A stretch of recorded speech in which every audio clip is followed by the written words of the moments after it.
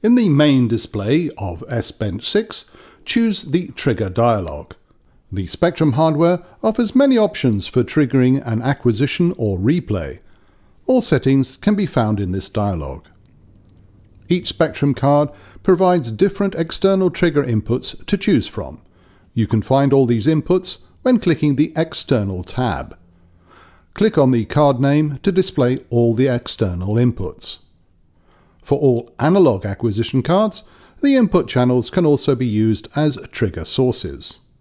Click on the Channels tab and on the card name to display all available channels for the channel triggering. The next step is to set the trigger mode. Use the Mode pull-down menu. In the software trigger mode, the acquisition or replay starts immediately after the hardware is started. This is the easiest trigger mode, and therefore it is pre-selected as the standard trigger.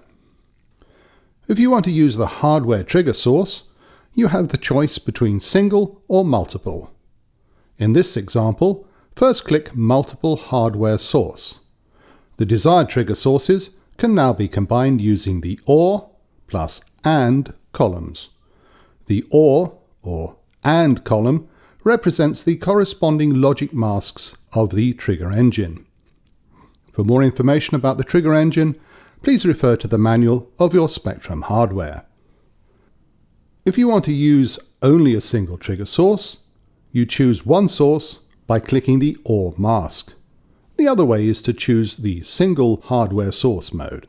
In this mode, the desired trigger source is activated by clicking the checkbox at the left side of the corresponding line. By double-clicking on the name of the trigger source, the Trigger Mode Settings dialog is opened. In the pull-down menu, the modes are divided into different groups, such as Standard or Pulse Width. As an example, choose Pulse Width and you'll see a list of suitable modes. Select one of them. On the right side, you will see further settings for this mode, such as the trigger level or the pulse width. These additional settings vary from mode to mode. You can also see a waveform display that shows the selected mode as a simulation. Finally, click OK to close the dialog. You can also select the mode and other settings directly in the table by double-clicking on a cell and use the type of menu that appears to do your selection. In the upper area, you will find further general trigger settings such as the trigger delay or the hold-off parameter.